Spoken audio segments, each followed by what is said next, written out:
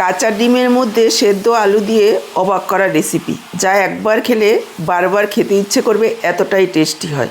এভাবে যদি ডিম আর আলু রান্না করেন, বাড়ির সবাই চেটেপুটে ভাত খাবে। একঘেয়ে ডিমের ঝোল ডালনা খেয়ে যদি অরুচি আসে, এইভাবে অবশ্যই একবার রান্না করে নিতে পারেন। একেবারে নতুন ধরনের দারুণ টেস্টি একটা রেসিপি।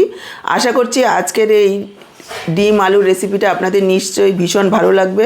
তো চলুন দেরি না করে রেসিপিটা দেখে নেওয়া যাক। ভিডিওর শুরুতে একটাই কথা বলবো, পুরো ভিডিওটা দেখুন, স্কিপ করবেন না। স্কিপ করলে বুঝতে পারবেন না যে আমি কি পদ্ধতিতে রান্নাটা করেছি। তাহলে আপনি যখন রান্না করবেন, রান্নাটা ততটা টেস্টি নাও হতে পারে।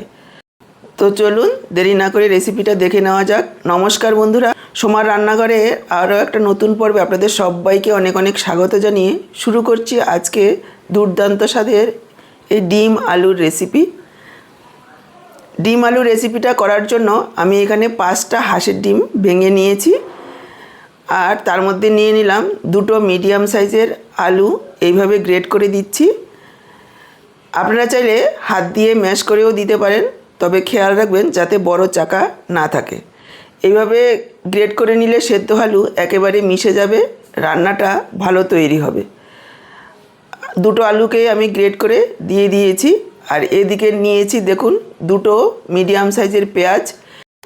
একটা পেঁয়াজকে ছোট ছোট করে কুচিয়ে নেব, আর একটা পেঁয়াজকে একটু বড় টুকরো করে কেটে নেব। দর্শক বন্ধুরা, আজকের পুরো ভিডিওটা দেখে যদি ভালো লাগে অবশ্যই একটা লাইক করে ভিডিওটাকে শেয়ার করে দেবেন। ইউটিউব থেকে যদি নতুন দেখছেন, চ্যানেলটাকে সাবস্ক্রাইব করবেন এরকমই আরও নতুন ভিডিও পাওয়ার জন্য। ফেসবুক পেজ থেকে দেখে থাকলে পেজটাকে ফলো করবেন। 2টো কাঁচা লঙ্কা কুচিয়ে নিয়েছি, আর সাথে নিয়েছি একটা টমেটো। দেখুন টমেটোটাকেও বড় বড় টুকরো করে কেটে নিয়েছি। আর নিয়েছি 1/2 ইঞ্চি পরিমাণ আদা। আদাটাকেও এভাবে একটু ছোট করে কেটে নিলাম। এবার দেখুন মিক্সচার জারে নিয়ে নিলাম কেটে রাখা টমেটো, আদা, পেঁয়াজ। সাথে দিয়ে দিচ্ছি 7-8 কোয়া রসুন। তারপর দেখুন জল না দিয়ে এইভাবে একটু দানা দানা করে পেস্ট করে নিয়েছি। খুব বেশি মিহি করে পেস্ট করব না। এবার ডিমের মধ্যে আলুটা গ্রেট করে রেখেছি, তার মধ্যে দিয়ে দিলাম পরিমাণ মতো লবণ, 1/2 চা চামচ গোলমরিচের গুঁড়ো, কুচনো পেঁয়াজ, কাঁচা লঙ্কা কুচি। খুব ভালোভাবে মিশিয়ে নেব, আর 1 থেকে 2 মিনিট সময় নিয়ে একটু ফেটিয়ে নেব। দেখুন খুব ভালোভাবে মিশিয়ে নিয়েছি। এবার গ্যাস অন করে একটা ফ্রাই প্যান বসিয়ে দিয়েছি। প্যানে দিয়ে দিচ্ছি 2 চা চামচ সরষের তেল। তেল গরম হয়ে গেলে দিয়ে দিলাম ডিম আর আলুর এই ব্যাটারটা। তারপর দেখুন ঢাকা দিয়ে দিয়েছি। প্রায় 4 থেকে 5 মিনিট ঢাকা দিয়ে মিডিয়াম লো ফ্লেমে রান্না করে নিতে হবে। দেখুন প্রায় 5 মিনিট পর ঢাকাটা তুলেছি। উপরে হাত দিয়ে এভাবে দেখতে হবে যে শুকনো কিনা বা হাতে লাগছে কিনা। যদি হাতে লাগে তাহলে আরও কিছুক্ষণ রাখতে হবে, আর যদি শুকনো হয়ে যায় তাহলে আর রাখার প্রয়োজন নেই। সাইড দিয়ে খুন্তি দিয়ে এইভাবে একটু দেখবেন। যখন শক্ত হয়ে যাবে তারপর উপরে এইভাবে একটা প্লেট দিয়ে উল্টে দিতে হবে। দেখুন খুব সহজেই উল্টানো যাচ্ছে, কোনো রকম সমস্যা নেই। এভাবে উল্টালে আর ভেঙে যাবে না। এবার আমি উল্টে দিয়েছি। ঢাকা দিয়ে আরও 3-4 মিনিট লো ফ্লেমে ভেজে নিতে হবে। ঢাকা দিয়ে দিলাম। উল্টে দিয়ে কিন্তু গ্যাসের ফ্লেমটাকে একেবারে লোতেই রাখতে হবে, তা না হলে নিচের পিঠটা পুড়ে যেতে পারে। আরও 5 মিনিট ভেজে নিয়েছি। এবার দেখুন একটা প্লেটে ঢেলে রেখেছি।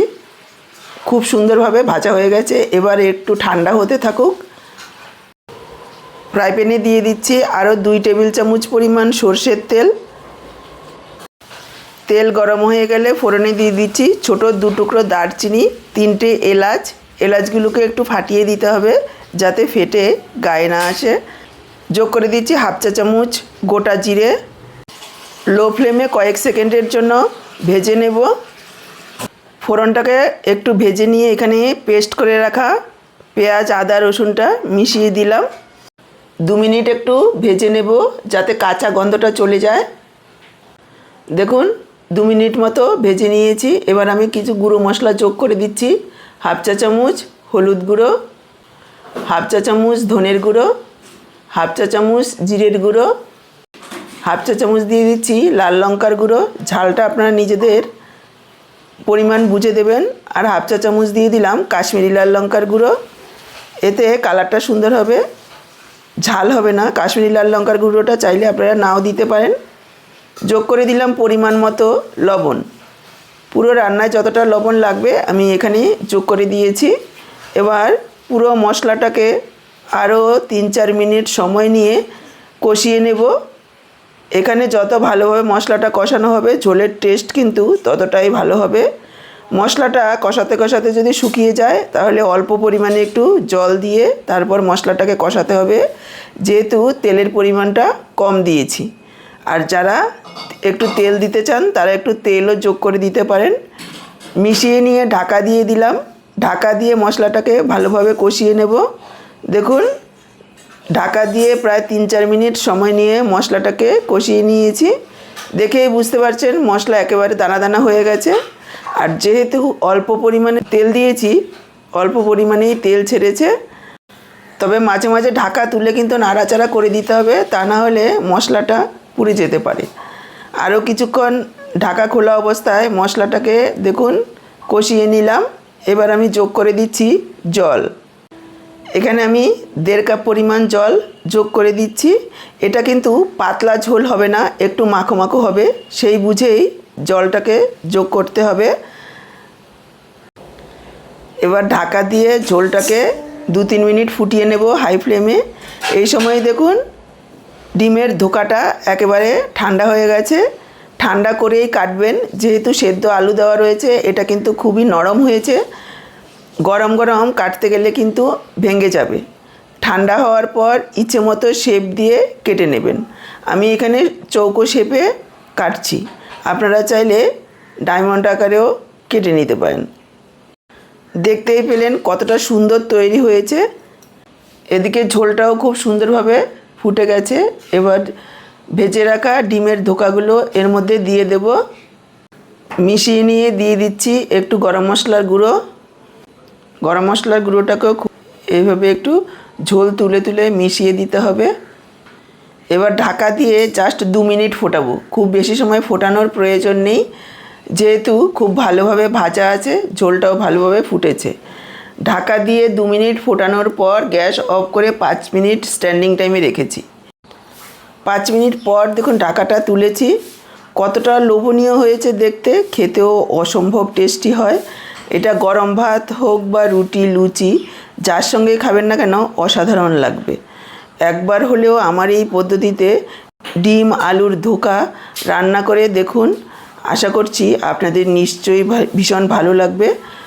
ঘরে যখন মাছ মাংস সবজি কিছুই থাকবে না বা অনেক সময় বাজারে যেতে ইচ্ছে করে না, ঘরে অল্প ডিম আর আলু থাকলে এই রেসিপিটা বানিয়ে নিলে আর চিন্তাই করতে হবে না।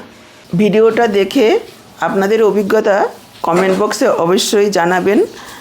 ইউটিউবে নতুন হলে চ্যানেলটাকে সাবস্ক্রাইব করে সাথেই থাকবেন আরও এইরকমই নিত্য নতুন রেসিপির আপডেট পাওয়ার জন্য। তাহলে আজকে এই পর্যন্ত, আবার ফিরে আসবো নতুন কোনো রেসিপির সাথে। সবাই ভালো থাকুন, সুস্থ থাকুন। আপনাদের সবার সুস্থতা কামনা করে এখানেই শেষ করছি। সবাইকে অসংখ্য ধন্যবাদ পুরো ভিডিওটা দেখার জন্য।